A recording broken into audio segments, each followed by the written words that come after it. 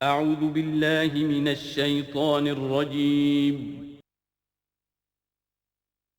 بسم اللہ الرحمن الرحیم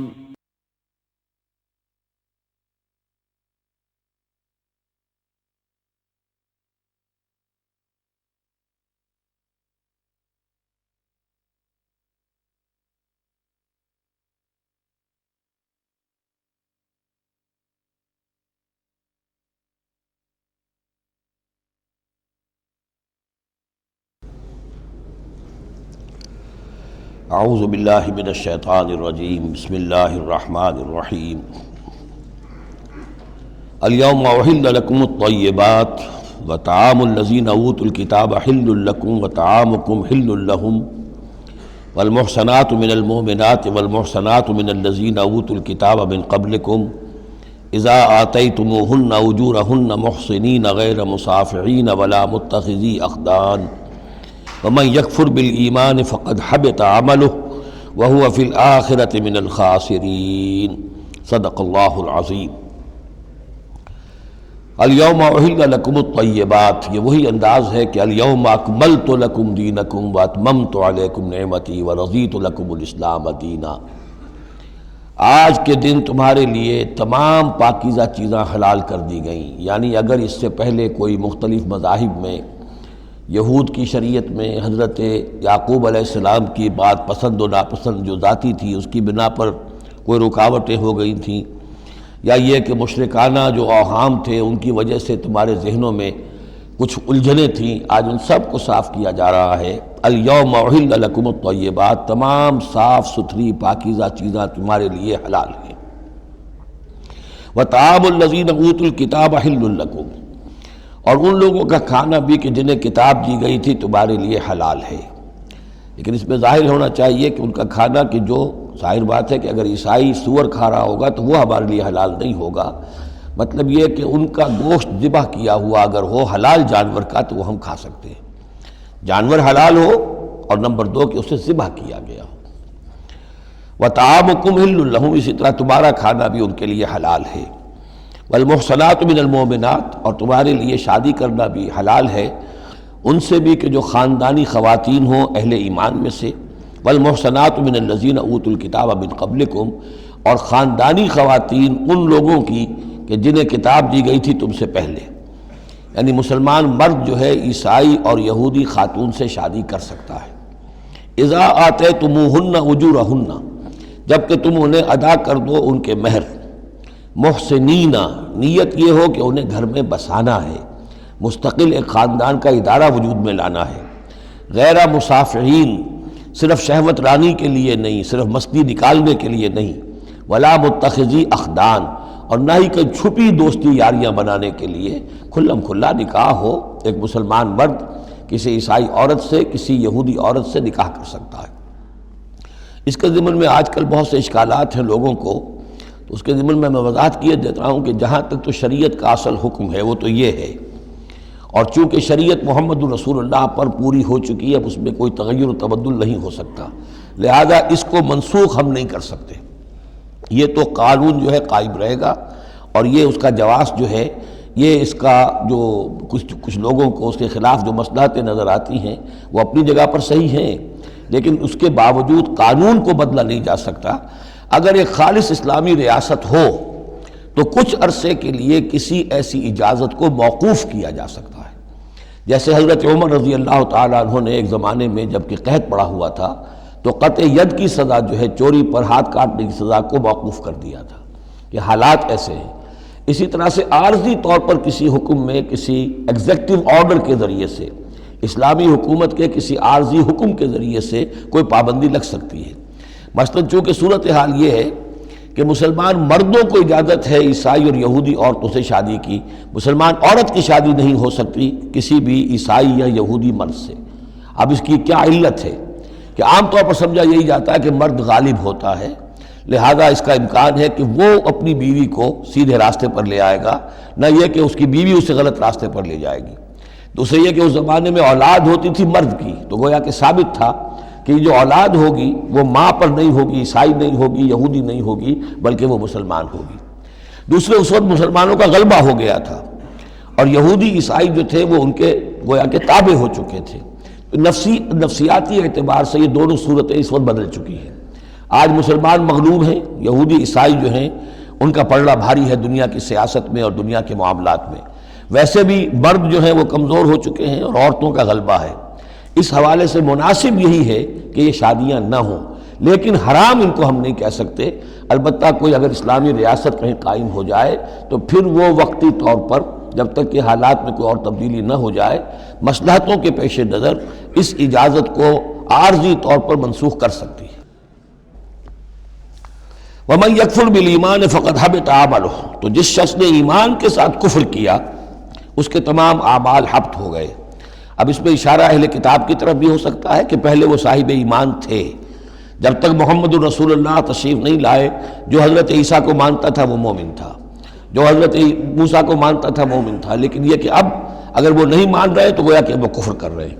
اور دوسری یہ کہ کوئی شخص ایمان کا مدعی ہو کر ایسی حرکتیں کرے کہ جو کہ کافرانہ ہے تو اس کے تمام اعمال حبط ہو جائیں گے. وَهُوَ فِي الْآخِرَةِ مِنَ الْخَاسِرِينَ، اور آخرت میں وہ ہوگا بڑے خسارہ پانے والوں میں. یا ایھا الذین آمنوا اذا قمتم الی الصلاۃ، اہل ایمان جب تم کھڑے ہو ارادہ کرو قصد کرو نماز کا، فاغسلوا وجوہکم وایدیکم الی المرافق، تو دھو لیا کرو اپنے چہرے بھی اور اپنے دونوں ہاتھ بھی کہنیوں تک. وامسحوا برؤوسکم، اور اپنے سروں پر مسح کر لیا کرو. وارجلکم، اور دھو لیا کرو اپنے پاؤں کو بھی الی الکعبین، ٹخنوں تک. یہ ارجلکم اور ارجلکم دونوں قرأتیں ہمارے ہاں بھی ہیں، مستند قرأتوں میں ہیں.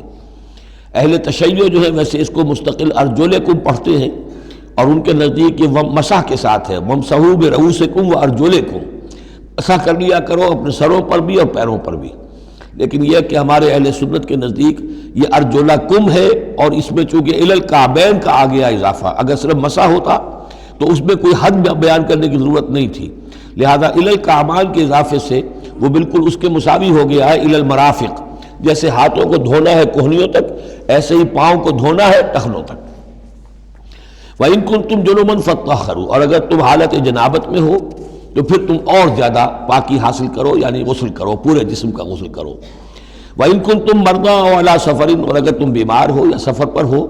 اور جاء أَحَدٌ مِّنكُم مِّنَ الْغَائِطِ، یا کوئی تم میں سے کسی نشیبی جگہ سے ہو کر آئے. عام طور پر قضاء حاجت کے لیے لوگ نشیبی جگہوں پر جاتے تھے. اور لامستم النساء، یا تم نے عورتوں سے مقاربت کی ہو. فلم تجدوا ماء، اور تم نہ پاؤ پانی. فتیمموا صعیدا طیبا، تو ارادہ کرو پاک مٹی کا.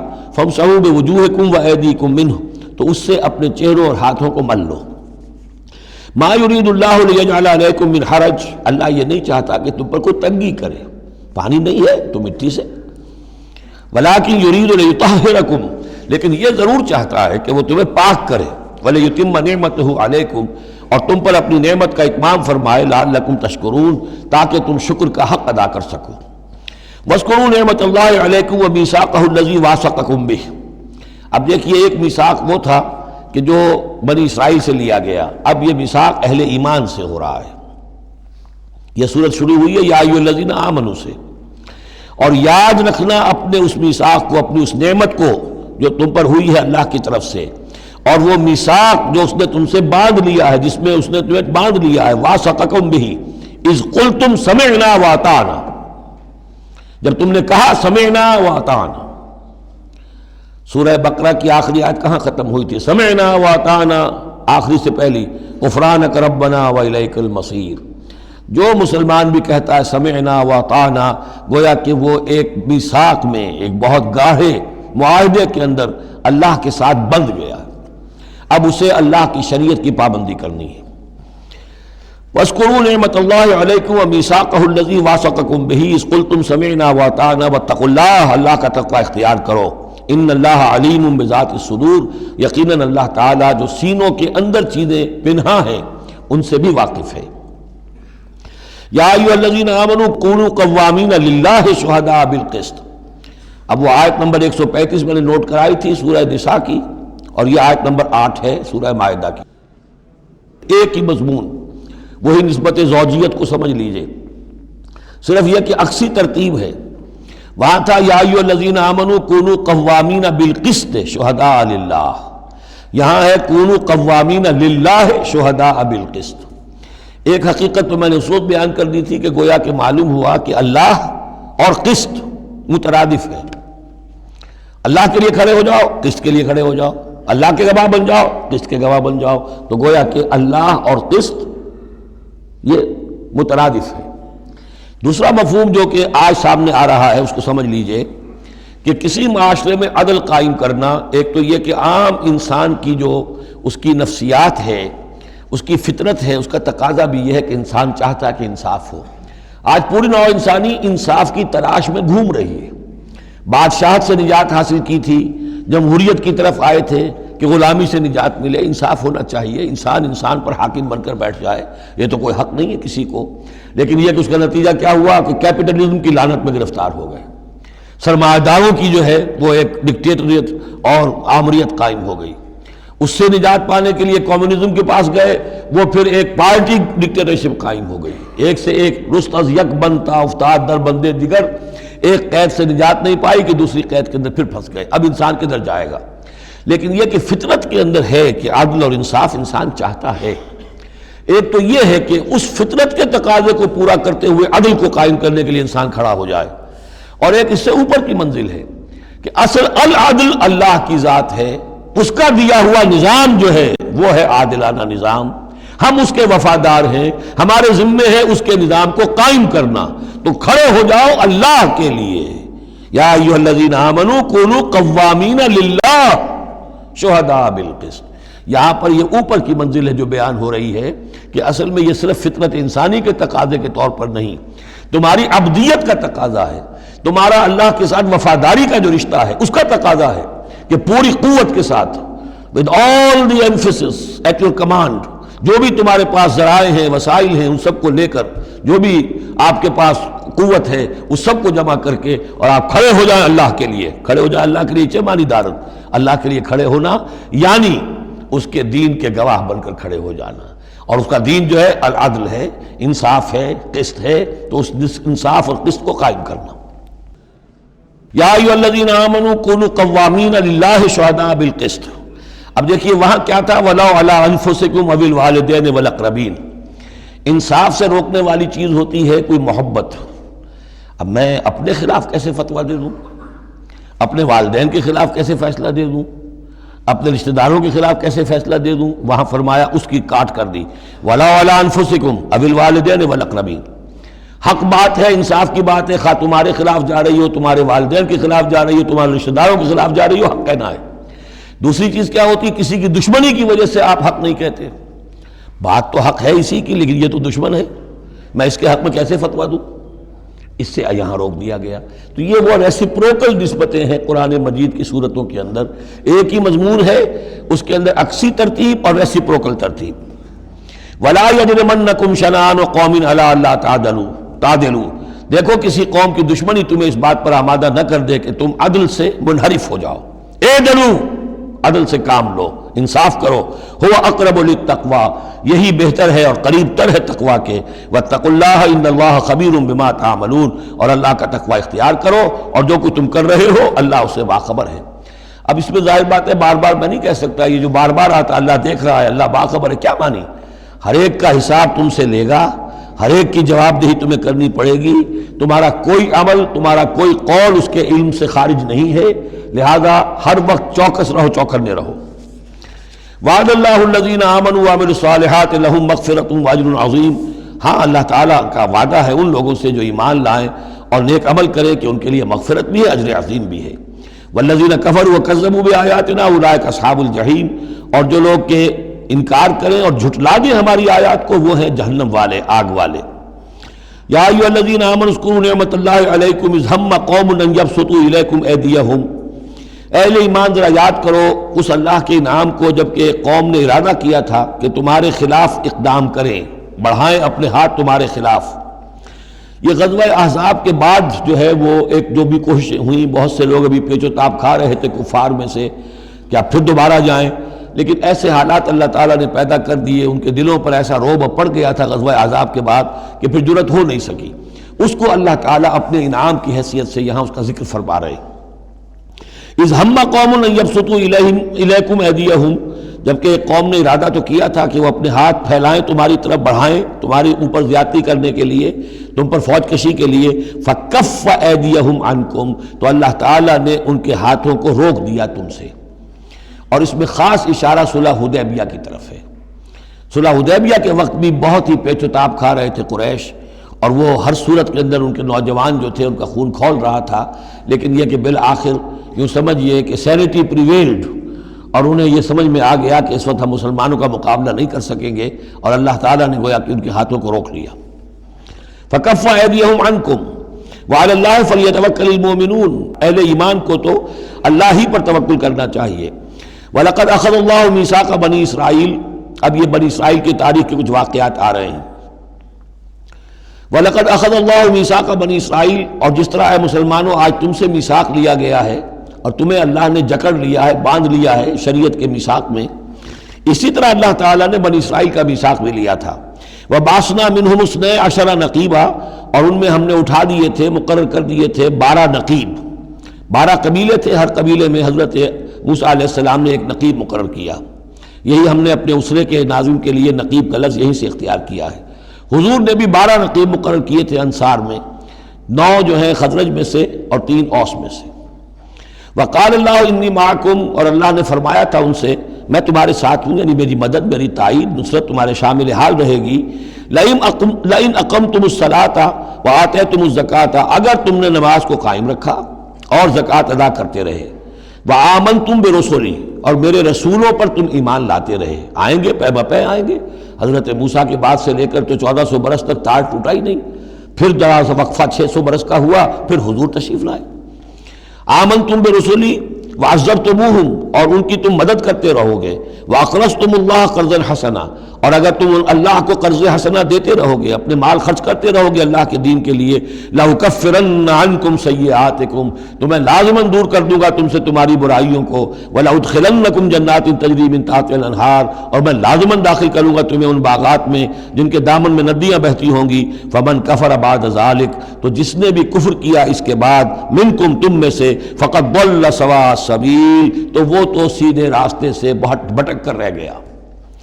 فبما نقضهم میثاقهم لعناهم، بس ان کے اپنے اسی عہد کو توڑنے کے باعث ہم نے ان پر لعنت فرمائی۔ یہ لعناهم جو میں نے وہاں پر محذوف قرار دیا تھا، یہاں پر وہ واضح آ گیا۔ فبما نقضهم میثاقهم لعناهم، ہم نے ان کے اسی میثاق کو توڑنے کی پاداش میں ان پر لعنت فرمائی۔ وجعلنا قلوبهم قاسیہ، اور ان کے دلوں کو سخت کر دیا۔ ثم قست قلوبکم فہی کالحجارۃ او اشد قسوہ، یحرفون الکلم عن مواضعہ، وہ کلام کو اس کے اصل مقام سے ہٹاتے ہیں۔ ونسوا حظا مما ذکروا بہ، اور وہ جو کچھ کہ ان کو دیا گیا تھا نصیحت کے طور پر، ہدایت کے طور پر، اس کے اکثر حصے کو بھول گئے یا اس سے فائدہ اٹھانا انہوں نے چھوڑ دیا۔ ولا تزال تطلع علی خائنۃ منہم، اور اے نبی آپ ہمیشہ ان کی طرف سے خیانت کی اطلاعیں پاتے رہیں گے۔ آپ کو معلوم ہے کہ حضور جیسے ہی مدینے پہنچے تھے تو آپ نے پہلے 6 مہینے میں جو 3 کام کیے، کنسولیڈیشن اپنی پوزیشن کی مدینہ منورہ میں، ان میں سے ایک یہ بھی تھا کہ یہود کے 3 قبولوں سے معاہدے کر لیے، جوائنٹ ڈیفنس آف مدینہ، کہ اگر مدینے پر حملہ ہوگا تو مل جل کر دفاع کریں گے۔ لیکن یہ کہ اس کے بعد یہ ہر قبیلہ ایک ایک کر کے غداری کرتا رہا، تو یہ حضور سے کہا جا رہا ہے وَلَا تَزَالُ تَطَّلِعُ عَلَىٰ خَائِنَةٍ مِّنْهُمْ، ان کی طرف سے خیانتیں ہوتی رہیں گی، ہر وقت ہوتی رہیں گی۔ الا قلیلا منہم، سوائے ان میں سے چند کے، کچھ لوگ شریف بھی ہوں گے۔ فاعف عنہم واصفح، تو ابھی درگزر کر کیجئے اور ذرا معاف کیجئے۔ ان اللہ یحب المحسنین، یقیناً اللہ تعالیٰ احسان کرنے والوں کو پسند فرماتا ہے۔ ومن الذین قالوا انا نصارى اخذنا میثاقهم، اور ان لوگوں سے بھی جنہوں نے یہ کہا کہ ہم نصارہ ہیں، ہم نے ان کا بھی میثاق لیا۔ اخذنا میثاقهم فنسوا حظا مما ذکروا، تو وہ بھی بھول گئے بڑا حصہ اس کا جو نصیحت انہیں کی گئی تھی، یا بھول گئے اس نصیحت سے فائدہ اٹھانا۔ فَأَغْرَيْنَا بَيْنَهُمُ الْعَدَاوَةَ وَالْبَغْضَاءَ إِلَىٰ يَوْمِ الْقِيَامَةِ، تو ہم نے ڈال دی ان کے مابین دشمنی اور بغض قیامت کے دن تک۔ عیسائیوں میں تو خاص طور پر، ایک تو ہے عیسائی اور یہودیوں کے درمیان جو دشمنی رہی ہے، یہ جو ہمارا دور ہے اصل میں اس میں عارضی طور پر صورتحال تبدیل ہو گئی ہے، لیکن واقعہ یہ ہے کہ پورے 2000 برس تک، لگ بھگ 100 برس نکال دیجئے تو 1900 برس تک شدید دشمنی رہی ہے یہودیوں اور عیسائیوں کے درمیان۔ کیونکہ عیسائی سمجھتے تھے کہ جسے ہم خدا سمجھتے ہیں اس کے قاتل یہ ہیں، انہوں نے سولی چڑھایا ہے۔ یہودی سمجھتے تھے کہ کافر جو تھا، مرتد جو تھا، جادوگر تھا، ولد الحرام تھا، ولد الزنا تھا، اسے یہ خدا کا بیٹا بنائے پھرتے ہیں۔ اب یہ اس قدر یعنی کنٹراسٹ ہے اتنی ایک دوسرے کے خلاف کہ ان کے اندر کوئی پوائنٹ آف میٹنگ ہے ہی نہیں، شدید دشمنی رہی۔ اسی طریقے سے عیسائیوں کے اندر پھر جو فرقے بنے ہیں اور ان میں جو خانہ جنگی ہوئی ہے، پوری انسانی تاریخ اس کی مثال پیش کرنے سے قاصر ہے۔ ایک اتنی موٹی کتاب لکھی ایک صاحب نے، لندن میں ہے، بلڈ آن دی کراس، صلیب پر خون، وہ جو کتاب ہے وہ بتاتی ہے، میں حیران رہ گیا پڑھ کر، ہم لوگ نہیں واقف ہیں ان کی تمام چیزوں سے، یورپ میں جو کچھ ہوتا رہا ہے عیسائیوں کے فرقوں کے مابین، کیتھولکس اور پروٹیسٹنٹس کے درمیان، اس کی ہلکی سی جھلک اب بھی آئرلینڈ میں نظر آتی ہے۔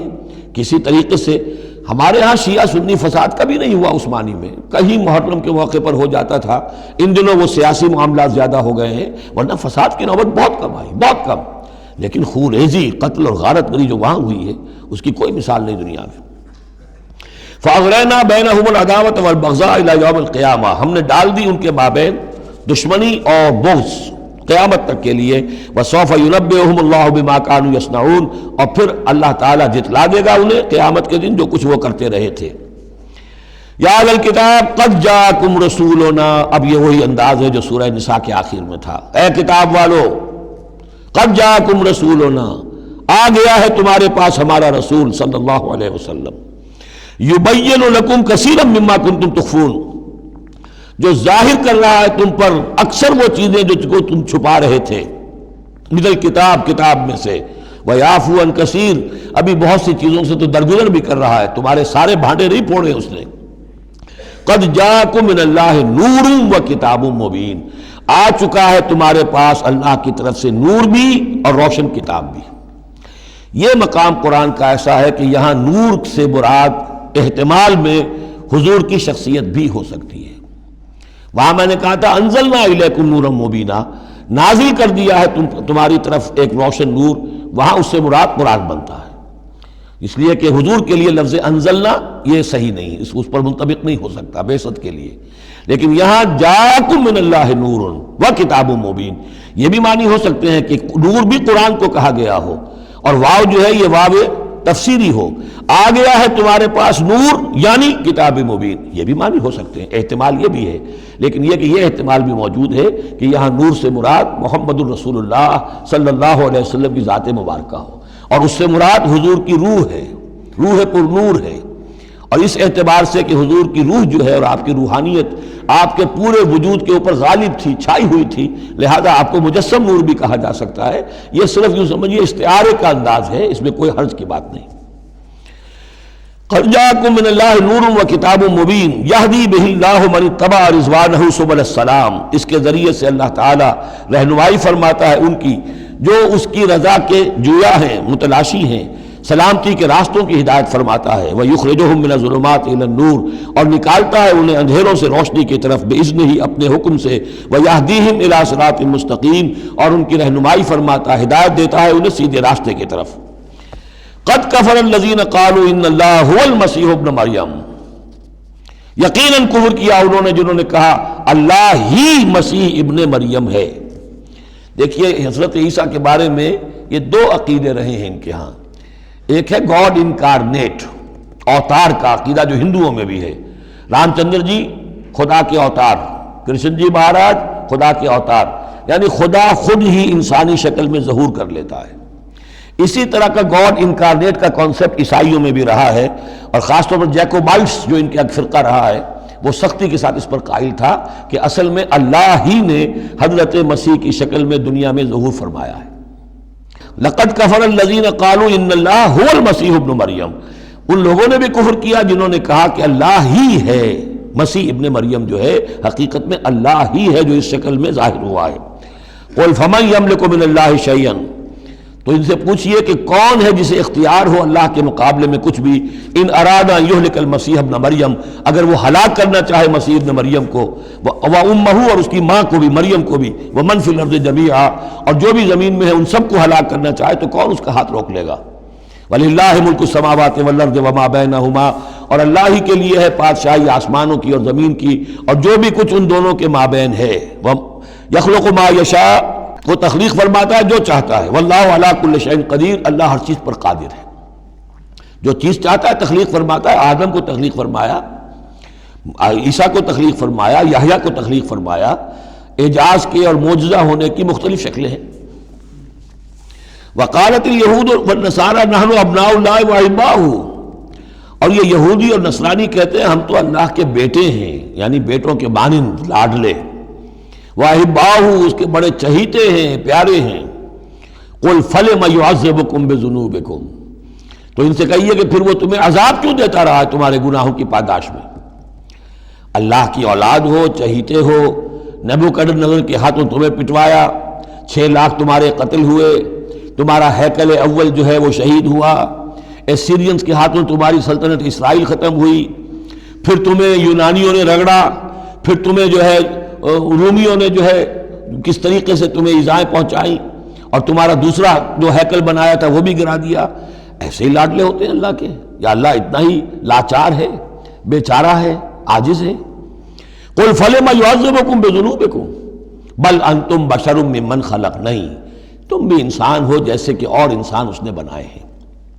یغفر لمن یشاء، وہ جس کی چاہتا ہے بخشش فرماتا ہے، ویعذب من یشاء، جس کو چاہتا ہے سزا دیتا ہے۔ وللہ ملک السماوات والارض، آسمان اور زمین کی کل بادشاہی اللہ ہی کے لیے ہے، وما بینہما، اور جو کچھ ان دونوں کی مابین ہے ان کی بھی، وإلیہ المصیر، اور اسی کی طرف لوٹ جانا ہے۔ یا اہل الکتاب قد جاءکم رسولنا یبین لکم علی فترۃ من الرسل، پھر وہی بات لیکن یہاں ایک نئے نکتے کے ساتھ آئی ہے۔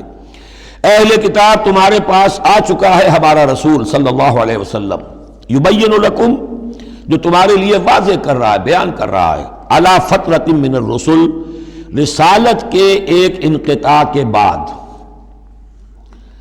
حضرت عیسیٰ اور حضور صلی اللہ علیہ وسلم کے مابین 600 برس ایسے گزرے ہیں کہ دنیا میں کوئی نبی کوئی رسول نہیں رہا۔ یہ فترت ہے، فترت ہے، وقفہ ہے عارضی، اور پھر حضور کی بعثت، اور پھر فترت دائمی، اب رسالت کا دروازہ ختم، 600 برس کے لیے عارضی بند، پھر حضور کی تشریف آوری، اور اب تا قیام قیامت دروازہ بند۔ یا اہل الکتاب قد جاءکم رسولنا یبین لکم علی فترۃ من الرسل ان تقولوا ما جاءنا من بشیر، مبادا تم یہ کہو کہ ہمارے پاس تو نہیں آیا کوئی بشارت دینے والا ولا نذیر، اور نہ کوئی خبردار کرنے والا۔ فقد جاءکم بشیر ونذیر، تو سن لو آ گیا ہے تمہارے پاس خبردار کرنے والا اور بشارت دینے والے۔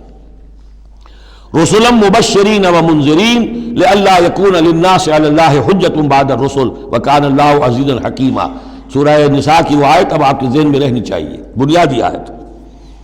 واللہ علی کل شیء قدیر، اور اللہ ہر چیز پر قادر ہے۔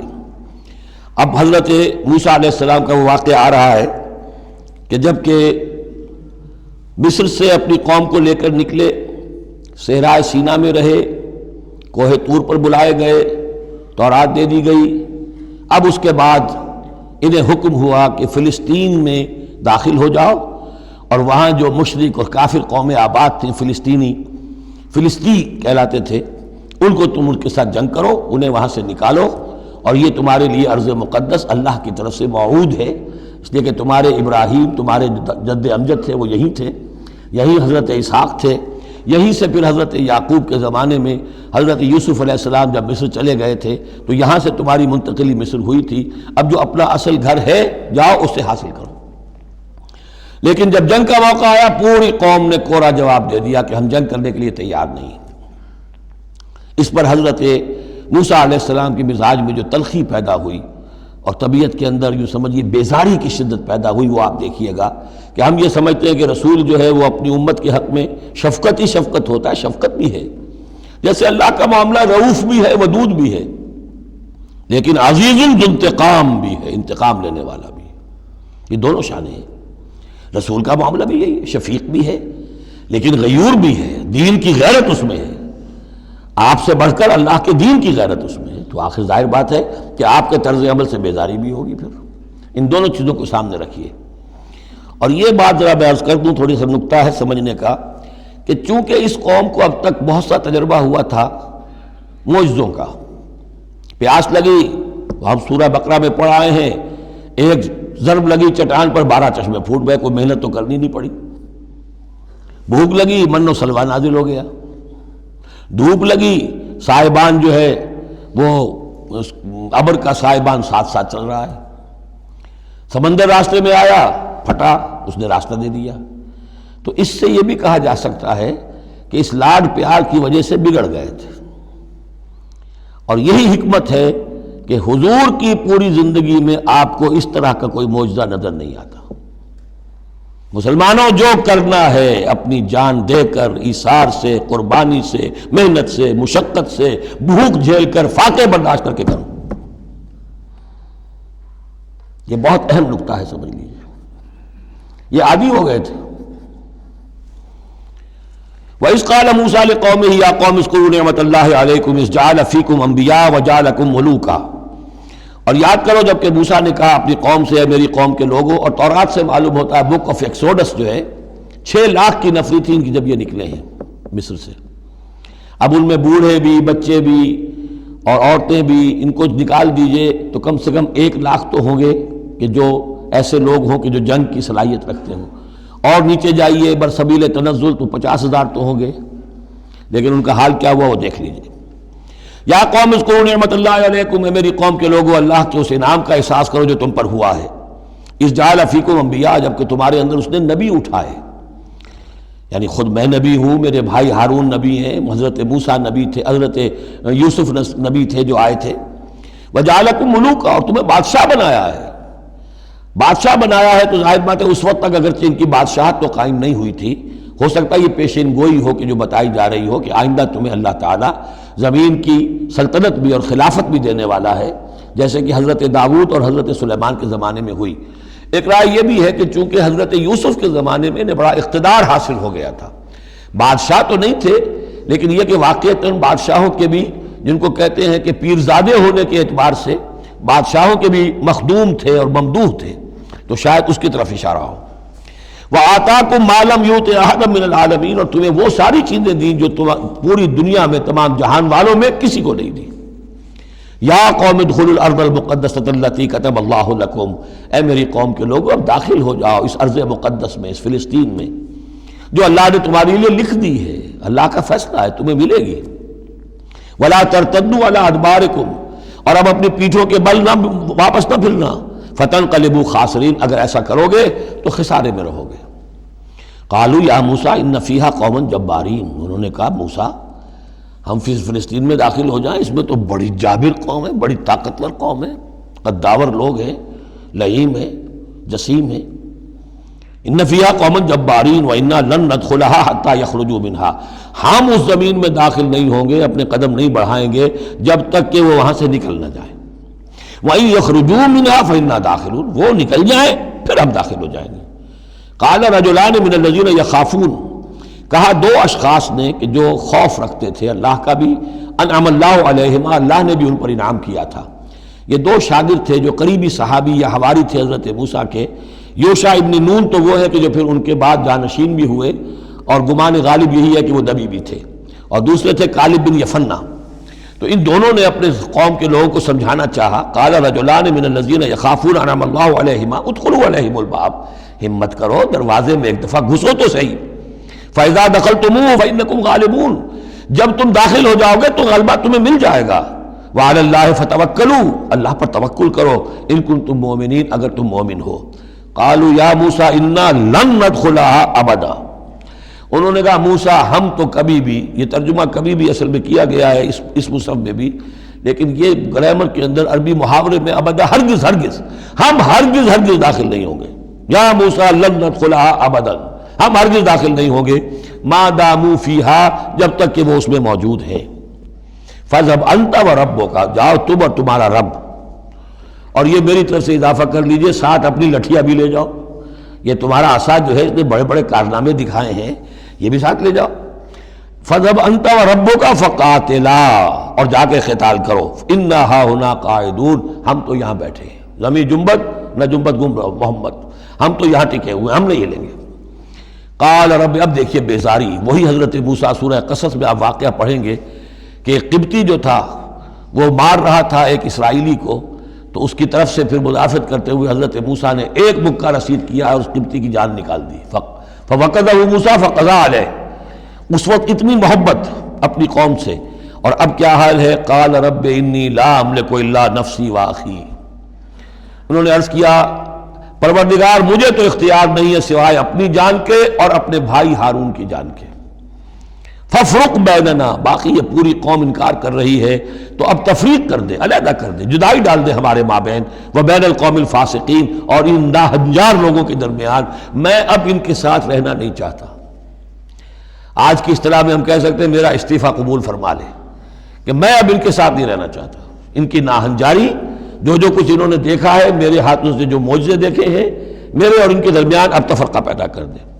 اللہ نے یہ درخواست قبول نہیں کی، لیکن یہ کہ تذکرہ بھی نہیں کیا. قال فإنها محرمة عليهم 40 سنة. نہیں، ہم جو سزا انہیں دے رہے ہیں وہ یہ ہے کہ اب یہ ارض مقدس، اگر یہ بزدلی نہ دکھاتے ابھی ہم انہیں دے دیتے. اب انہوں نے بزدلی دکھائی ہے تو اب یہ ان پر حرام رہے گی 40 برس تک. یتیہون فی الارض، اسی صحرا میں، اسی صحرائے سینا میں، سینائی پیننسولا، یہ بھٹکتے پھریں گے. فلا تأس علی القوم الفاسقین. تو اب آپ اس فاسق لوگوں کے بارے میں اب آپ افسوس نہ کریں، اپنے دل کے اندر رنج نہ لیں اب جو کچھ ان پر بیتے گی. لیکن بہرحال آپ ان کی طرف رسول بنا کر بھیجے گئے ہیں، جب تک زندگی ہے آپ کو ان کے ساتھ رہنا ہے. یہاں ذرا یاد کر لیجئے کہ جو حضرت موسیٰ نے کہا انی لا املک الا نفسی واخی، حضور سے کیا کہا گیا تھا سورہ نساء میں؟ فقاتل فی سبیل اللہ لا تکلف الا نفسک وحرض المؤمنین. اے نبی آپ اللہ کی راہ میں قتال کیجئے، آپ پر ذمہ داری نہیں ہے سوائے اس کے کہ آپ کی اپنی جان ہے، اور آپ اہل ایمان کی جتنی تحریض، ترغیب، تشویق، جتنے ان کے ایمان کے جذبات کو اپیل کرنا ممکن ہے کیجئے بس. وَاتْلُ عَلَيْهِمْ نَبَأَ ابْنَيْ آدَمَ بِالْحَقِّ. اب یہ معاملہ ہو رہا ہے قتل ناحق کے سلسلے میں، ملک میں فساد مچانے کے سلسلے میں، چوری ڈاکے کے سلسلے میں، کیا ان کی اہمیت ہے، کیا اس کے پھر سزائیں ہیں. وَاتْلُ عَلَيْهِمْ نَبَأَ ابْنَيْ آدَمَ بِالْحَقِّ. اور اے نبی ان کو پڑھ کر سنائیے آدم کے 2 بیٹوں کی کہانی یا قصہ حق کے ساتھ. اِذْ قَرَّبَا قُرْبَانًا، جبکہ ان دونوں نے قربانی پیش کی. ایک حابیل قابیل، اور ایک ان میں سے گنریے کا کام کرتے تھے، بھیڑیں بکریاں چراتے تھے، ایک کاشتکار تھے. تو دونوں نے کچھ اپنی جنس لے کر آئے اور دوسرے جو ہیں وہ کچھ اپنے کوئی جانور لے کر آئے، اللہ کے لیے نذر کے طور پر پیش کیا. فَتُقُبِّلَ مِنْ أَحَدِهِمَا وَلَمْ يُتَقَبَّلْ مِنَ الْآخَرِ. تو ان میں سے ایک کی بھی جو قربانی تھی قبول کر لی گئی اور دوسری کی قبول نہیں کی گئی. یہ کیسے معلوم ہوا؟ یہ میں بتا چکا ہوں آپ کو کہ اس وقت کا معاملہ یہ تھا کہ قربانی کی قبولیت کی علامت یہ ہوتی تھی کہ آسمان سے ایک شعلہ سا نیچے اترتا تھا اور وہ اس کو بھسم کر دیتا تھا، گویا کہ اللہ نے قبول فرما لی. قال لأقتلنک. اب جس کی یہ قبول نہیں ہوئی تھی اس نے کہا اپنے بھائی سے جس کی قبول ہو گئی تھی، حسد کی آگ میں جل کر میں تمہیں قتل کر دوں گا. قال انما يتقبل اللہ من المتقین. انہوں نے کہا بھائی جان اس میں میرا کیا قصور ہے، یہ تو اللہ تعالیٰ کا قاعدہ ہے، قانون ہے، وہ صرف متقیوں ہی سے قبول کرتا ہے. لئن بسطت الی یدک لتقتلنی، اگر آپ اپنا ہاتھ بڑھائیں گے مجھ پر، چلائیں گے مجھے قتل کرنے کے لیے، ما انا بباسط یدی الیک لیقتلک، تو بھی میں اپنا ہاتھ نہیں چلاؤں گا، نہیں بڑھاؤں گا کہ آپ کو قتل کروں، یعنی یہ ایک طرفہ قتل ہوگا آپ کا. انی اخاف اللہ رب العالمین، مجھے تو اللہ کا خوف ہے جو تمام جہانوں کا پروردگار ہے. انی ارید ان تبوء باسمی و اسمک، اور پھر میں چاہتا ہوں کہ اگر آپ مجھے قتل کر ہی دیں، اس انتہا تک پہنچ ہی جائیں، تو آپ اپنے گناہ کا بھی بوجھ اپنے سر لیں، میرے گناہ کا بھی بوجھ لیں. جو ناحق مقتول ہے اس کے تو گویا کہ تمام گناہ اس قاتل نے اپنے سر پر لے لیے، تو میرے تو گھاٹے کا سودا نہیں ہے. What do I stand to lose؟ آخر میری کوئی خطائیں ہیں، میری کوئی غلطیاں ہیں، کوئی گناہ میں نے کیے ہوں گے، اگر آپ ناحق مجھے قتل کریں گے تو میرے ان تمام گناہوں کا وبال آپ کے سر آ جائے گا، تو میرے تو کوئی نقصان والی بات نہیں. انی ارید ان تبوء باسمی و اسمک فتکون من اصحاب النار، اور یہ ہوگی سخت ترین سزا میری طرف سے آپ کو کہ پھر آپ ہو جائیں گے جہنمی. وذالک جزاء الظالمین، اور یہی بدلہ ہے ظالموں کا. فطوعت لہ نفسہ قتل اخیہ، اب اس کے نفس نے آمادہ کر ہی لیا اسے اپنے بھائی کے قتل پر. یعنی ان الفاظ میں بٹوین دی لائنز یوں سمجھیے کہ ہے اس کے اندر بھی وہ تو رہتا ہے نا حق اور باطل کی ایک کشاکش اور نیکی اور بدی کا غلبہ، قتل کروں یا نہ کروں. آخر بھائی کی باتیں بھی آئی ہیں، وہ دل نشین ہے، لیکن یہ کہ نفس جو ہے اس وقت اس کے اندر جو بھی شیطنت گھسی ہوئی تھی، اس نفس نے اسے آمادہ کر ہی لیا اپنے بھائی کو قتل کرنے پر، فقتلہ، تو اس نے انہیں قتل کر دیا، فاصبح من الخاسرین، ہو گیا تباہ ہو جانے والوں میں۔ فبعث اللہ غرابا یبحث فی الارض، یہ پہلا خون ہے جو نسل آدم میں ہوا ہے۔ تو اللہ تعالیٰ نے کوے کو بھیجا، وہ زمین کو کریج رہا تھا۔ اب اسے قابل کو یہ سمجھ میں نہیں آ رہا تھا کہ میں کیا کروں، ابھی لاش جو ہے بھائی کی، اس کو کیسے ڈسپوز آف کروں۔ تو اللہ تعالیٰ نے ایک کوے کو بھیج دیا، وہ زمین میں جیسے آپ کو معلوم ہے چونچے مارتا ہے، اس میں سے کچھ دانے نکالتا ہے، وہ دیکھا، یبحث فی الارض لیریہ، تاکہ اللہ اسے دکھا دے کیف یواری سوءۃ اخی، کہ اپنے بھائی کی لاش کو کیسے چھپائے۔ قال یا ویلتی عجزت ان اکون مثل ھذا الغراب، اس نے کہا ہائے میری شامت، میرے اندر اس کوے جیسی بھی عقل نہ تھی، نہ ہوا میں اس کوے جیسا بھی کہ مجھے یہ بات خود سوچ جاتی، فواری سوءۃ اخی، اور میں اپنے بھائی کی لاش کو چھپا دیتا، فاصبح من النادمین من اجل ذلک، اس چیز پر اس کے اندر بڑی شدید ندامت پیدا ہو گئی۔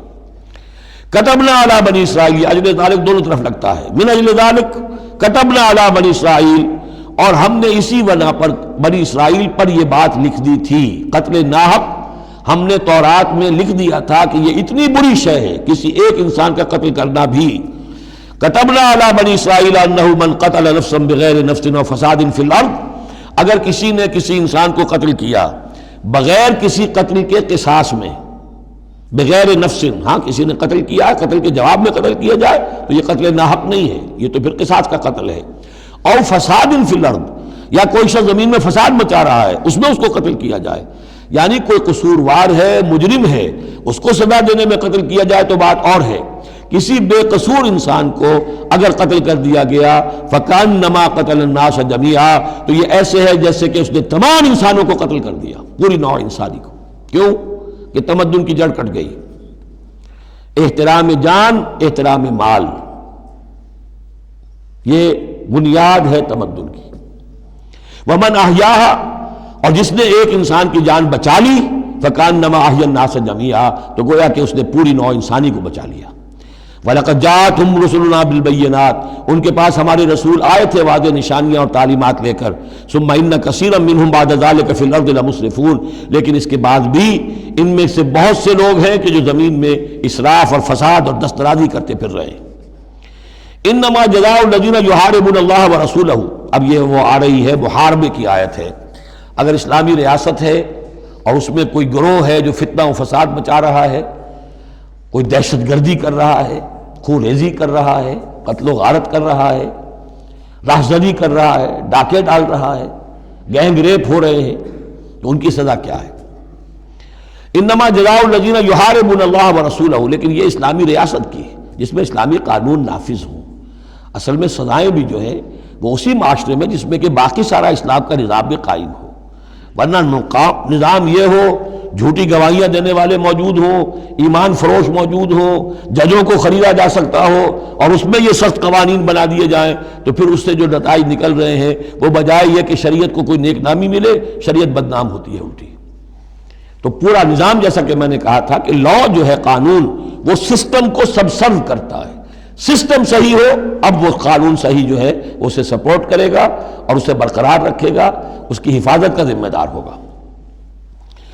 انما جزاء الذین یحاربون اللہ ورسولہ، یقیناً بدلہ ان لوگوں کا کہ جو محاربہ کرتے ہیں، چیلنج کرتے ہیں اللہ کو اور اس کے رسول کو، یعنی اسلامی ریاست کو، ویسعون فی الارض فسادا، اور زمین میں وہ فساد مچاتے پھرتے ہیں، ان یقتلوا، کہ انہیں قتل کیا جائے، بلکہ یقتلوا نہیں ہے، یقتلوا، ان کے ٹکڑے کیے جائیں، تقتیل، یقتلوا تقتیلا، اور یسلبوا، یا انہیں سولی چاہا جائے، اور تقطع ایدیہم وارجلہم من خلاف، یا ان کے ہاتھ اور پاؤں مخالف سمتوں سے کاٹا جائے، ایک ہاتھ کاٹ دیا جائے، ایک پاؤں کاٹ دیا جائے، اور ینفوا من الارض، یا انہیں ملک بدر کر دیا جائے، ذالک لہم خزی فی الدنیا، یہ تو ہے ان کے لیے دنیا کی زندگی میں رسوائی، وَلَهُمْ فِي الْآخِرَةِ عَذَابٌ عَظِيمٌ، اور آخرت میں ان کے لیے مزید بہت بڑا عذاب ہے۔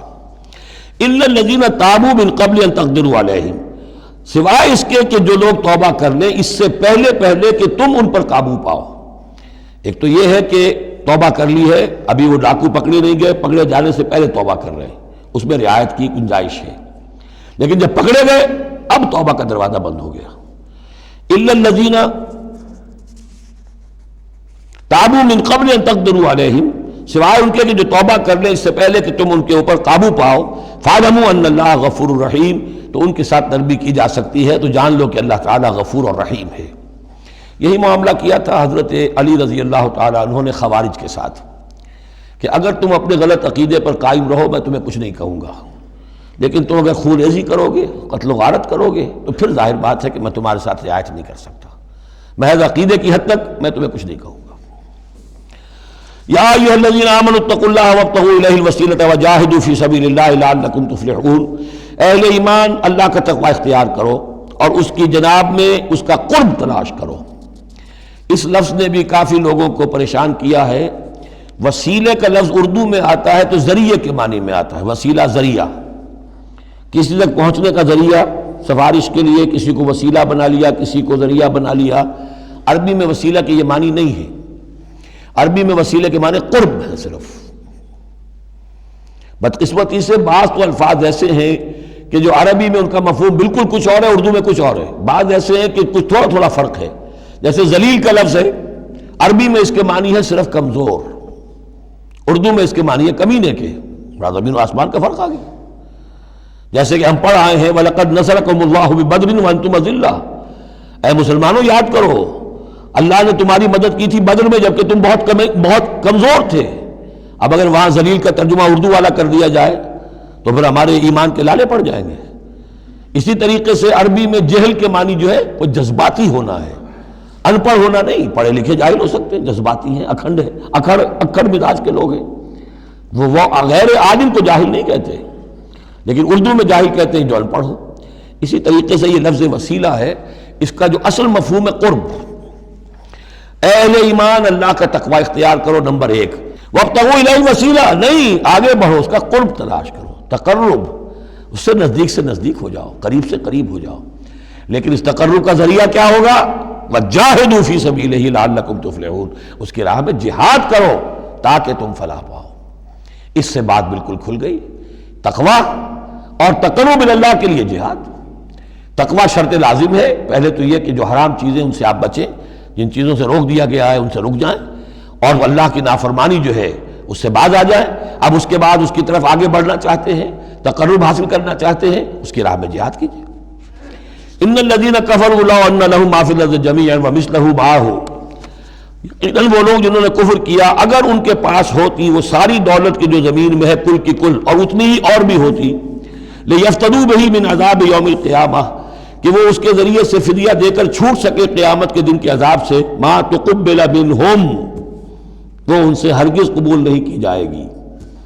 یہ بھی تعلیق بالمحال ہے، نہ ایسا ہوگا نہ ممکن ہے، لیکن یہ کہ آخری درجے میں اس کو بیان کر دینا کہ اگر اتنی دولت بھی ہو تب بھی اللہ کے ہاں وہ فدیہ جو ہے قبول نہیں ہوگا۔ وَلَهُمْ عَذَابٌ أَلِيمٌ، اور ان کے لیے تو دردناک عذاب ہے۔ يُرِيدُونَ أَن يَخْرُجُوا مِنَ النَّارِ وَمَا هُمْ بِخَارِجِينَ مِنْهَا، وہ چاہیں گے کہ آگ سے کس طرح نکلے لیکن نکل نہیں پائیں گے۔ وَلَهُمْ عَذَابٌ مُقِيمٌ، اور ان کے لیے ہوگا قائم رہنے والا عذاب، مسلسل دائم اور قائم۔ وَالسَّارِقُ وَالسَّارِقَةُ فَاقْطَعُوا أَيْدِيَهُمَا، اور چوری خواہ مرد کرے خواہ چوری کرنے والی عورت ہو، ان دونوں کا ہاتھ کاٹ دو، ایک ایک ہاتھ، ایدیہما، ان کے ایک ایک ہاتھ کاٹ دو۔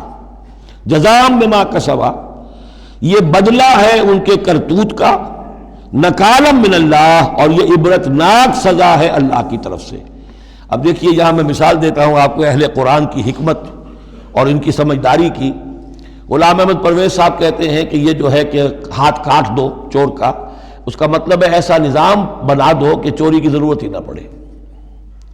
اچھا یہ تو ہم بھی چاہتے ہیں کہ نظام ایسا ہو، کفالت عامہ ہو، کوئی شخص مجبوراً چوری نہ کرے، اس لیے کہ اس کی کفالت کے لیے اگر موجود ہے، وہ ریاست جو ہے اس کی تمام بنیادی ضروریات کی وہ انڈر رائٹ کر رہی ہے تو اسے چوری کی ضرورت نہیں ہے۔ ہم بھی چاہیں گے کہ یہ بات ٹھیک ہے، لیکن یہ کہ اس کا مطلب یہ ہے، یہ غلط ہے۔ لیکن قرآن کس طرح اپنی حفاظت کرتا ہے؟ ایسے نظام کا قائم کرنا عبرت ہوگی، ایسا نظام کا قائم کرنا ان کے کرتوتوں کی سزا ہوگی۔ قرآن مجید پر اس قسم کا باطل جو ہے حملہ آور نہیں ہو سکتا۔ دو الفاظ، فَاقْطَعُوا أَيْدِيَهُمَا، ان کے ہاتھ کاٹ دو، جزاءً بِمَا كَسَبَا، جو کمائی انہوں نے کی ہے اس کا بدلہ۔ اچھا، جو کمائی انہوں نے کی اس کا بدلہ یہ ہے کہ اچھا نظام قائم کرو۔ نکالن، نکال کہتے ہیں کہ عبرتناک سزا، نکالن من اللہ، اللہ کی طرف سے عبرت کے لیے۔ اور یہ اسلام کے اندر جو تعزیرات ہیں اور حدود ہیں اور سزائیں ہیں، ان کے لیے لفظ نکال بہت اہم ہے۔ عبرتناک سزا، اگرچہ شہادت کا قانون بڑا سخت رکھا ہے، شبہ ہو تو ملزم کو چھوڑنے کی ہدایت ہے۔ جو آج بھی دنیا کے اندر جو اصول ہے کہ جو بھی ڈاؤٹ ہے اس کا فائدہ جو ہے، شک کا فائدہ وہ ملزم یا ملزم کو جائے گا، لیکن یہ ساری کے باوجود اگر ثابت ہو گیا ہے، اب سزا وہ دو کہ ایک کو سزا ملے اور لاکھوں کی آنکھیں کھل جائیں، تاکہ آئندہ سے پھر یہ جرم کرنے کی ہمت کسی میں نہ ہو۔ یہ جو ڈیٹرنس ہے، اس طرح کی سزائیں کہ جن سے برائی جو ہے اس کو استحصال معاشرے سے کیا جا سکے، یہی واحد ذریعہ ہے، ورنہ دنیا میں امریکہ جیسی کلچر سوسائٹی کے اندر بھی موسٹ ہینس کرائم موجود ہے، بڑا ہی گھناؤنا جرم موجود ہے، اس لیے کہ اس قسم کی سزائیں ہیں ہی نہیں۔ لوگ جرم کرتے ہیں، جیل میں رہے، عیش کیا، کچھ دیر کے بعد پھر آئے، پھر جرم کیا، پھر چلے گئے، باہر جا کے کیا کریں گے، وہاں تو سرکاری مہمان ہیں۔ تو یہ سارا فلسفہ جو ہے نتیجہ کہ جرم جو ہے ان کا وہ بڑھتا چلا جا رہا ہے۔ والسارق والسارقۃ فاقطعوا ایدیہما جزاء بما کسبا نکالا من اللہ واللہ عزیز حکیم، اللہ زبردست ہے، حکمت والا۔ فمن تاب من بعد ظلمہ واصلح فإن اللہ یتوب علیہ، تو جس نے بھی توبہ کر لی اس کے بعد اپنے ظلم اور اپنے جرم کے پیچھے واصلہ اور اصلاح کر لی تو اللہ قبول کرتا ہے اس کی توبہ کو۔ ان اللہ غفور الرحیم، یقیناً اللہ غفور الرحیم ہے۔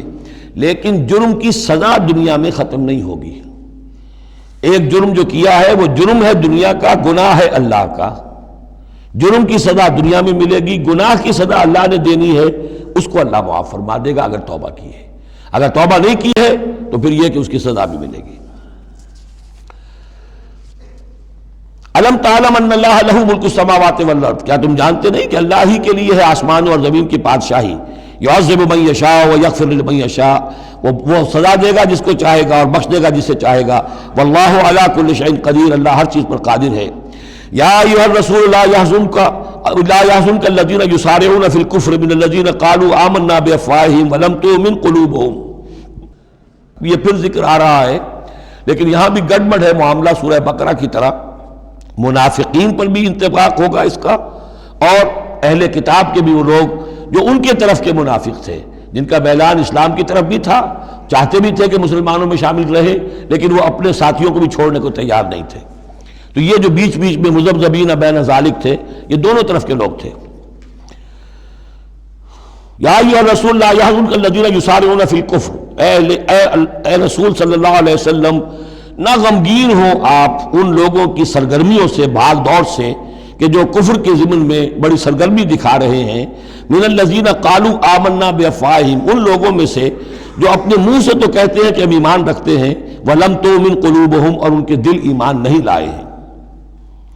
ومن الذین ہادوا، اور اسی طرح کے لوگ یہودیوں میں سے ہیں۔ سماعون للکذب، یہ بڑے ہی غور سے سنتے ہیں، توجہ سے سنتے ہیں جھوٹ کو۔ سماعون لقوم آخرین، اور یہ سنتے ہیں کچھ اور لوگوں کے لیے، یعنی ایک تو یہ ہے کہ ان کی جھوٹی باتیں بڑی توجہ سے سنیں گے، شیاطین جو ہیں ان کے، وَإِذَا خَلَوْا إِلَىٰ شَيَاطِينِهِمْ قَالُوا إِنَّا مَعَكُمْ إِنَّمَا نَحْنُ مُسْتَهْزِئُونَ۔ پھر یہ کہ ان کی طرف سے جاسوس بن کر آئیں گے مسلمانوں کے ہاں، کہ یہاں بڑی توجہ سے بات سنتے ہیں تاکہ جا کے رپورٹ کر سکیں، آج محمد نے یہ کہا، آج فلاں معاملہ ہوا صلی اللہ علیہ وسلم۔ تو سماعون لقوم آخرین، اس کے دونوں ترجمے ہو سکتے ہیں کہ ان دوسری قوم کی باتوں کو بڑی توجہ سے سنتے ہیں، یا سنتے ہیں دوسری قوم کے لوگوں کے لیے، انہیں رپورٹ کرنے کے لیے، ان کے اسپائس کی حیثیت سے آ کر۔ لم یاتوک، جو آپ کے پاس نہیں آتے، یعنی ان کے جو گرو گھنٹال ہیں، ان کے جو لیڈر ہیں، ان کے جو شیاطین ہیں، وہ آپ کے پاس نہیں آتے۔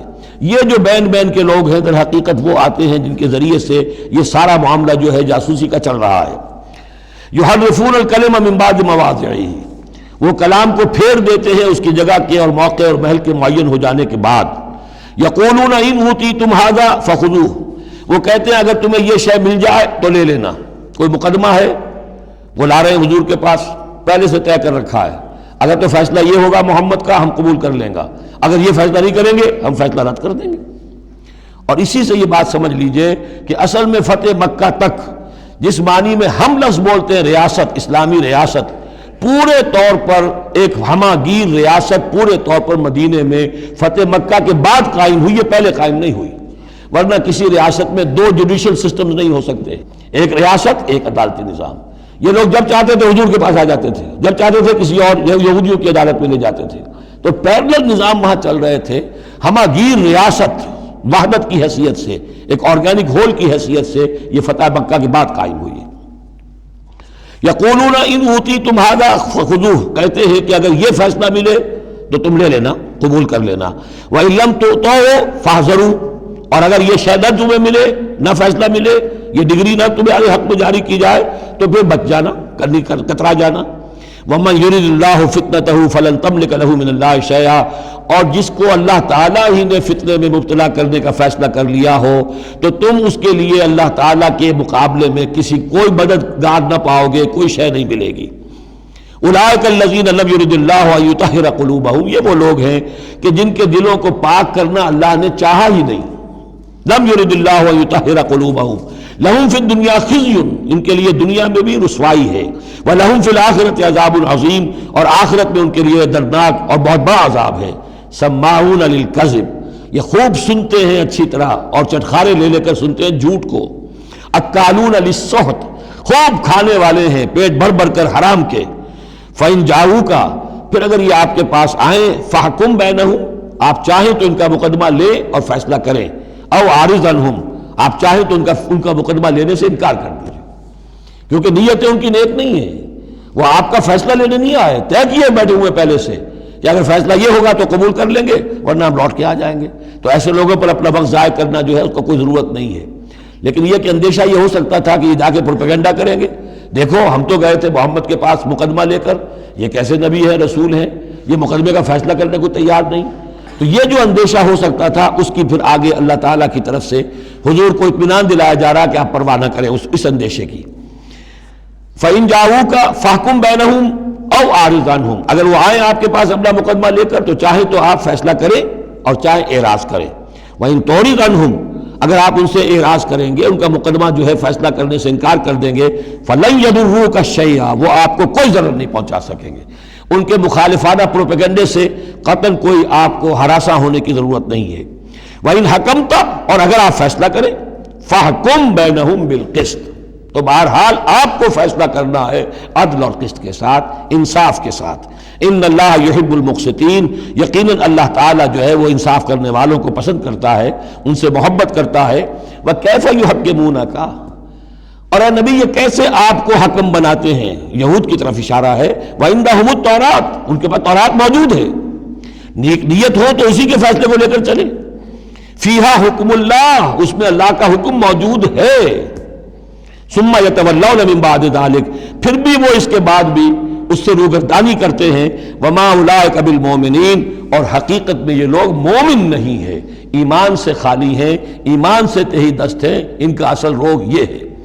بارک اللہ لی ولکم فی القرآن العظیم ونفعنی وإیاکم بالآیات والذکر الحکیم۔